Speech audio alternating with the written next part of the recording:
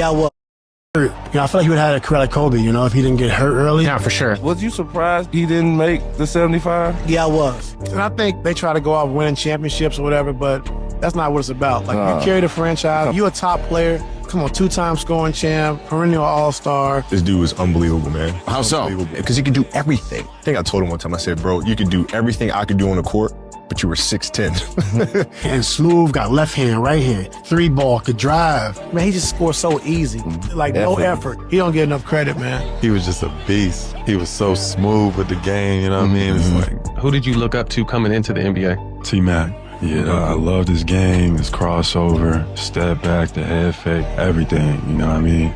T-Mac's game, like, that's the one when I went outside and you pretending like you somebody when you a little kid. It was T-Mac. For me, it was always T-Mac. And he had no weaknesses, offensively or defensively, and he was a nightmare to guard. Tracy Mcgrady, a top 75 player of all time. Let me start off by saying after Kobe Bryant, T-Mac was my guy, but now you got Russell Westbrook.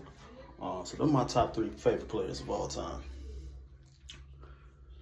But I got to be realistic. Now, at his peak, Tracy McGrady was absolutely going to be one of the greatest of all time. It's still some of these YNs to this day, I hit them with a move. They don't realize I got it from Tracy. So we all know what he did. If you watched it, you definitely seen a special talent. You know what I'm saying? He was going to be rivaling Kobe for years. You know what I'm saying? And LeBrons and these guys. The way you talk about him right now, it'd be damn near like you talking about Kevin Durant. You know what I'm saying? He was 6'8". Well, Kobe say 6'10", but could do everything. The man could pass, had the length to be a willing defender, shoot, nasty pull-up handles, just disgusting. Like, your favorite player today that modeled their game after Tracy McGrady at some point. Is he a top 75 player of all time?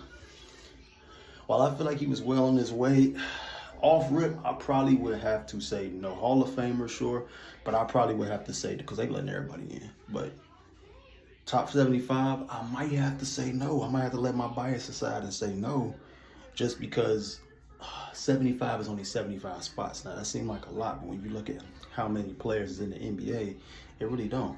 And you look at all these guys whose career was start to finish, I don't know, I would have to sit down and really think about it, but off rip, I'm going to say Tracy probably wasn't a top 75. Because there's guys who should have been on there that wasn't on there, let's be real. There's guys that was in there who, that's real, shouldn't have been in there. But, I don't know. What y'all think? Do y'all think Tracy top 75? Let me know in the comments.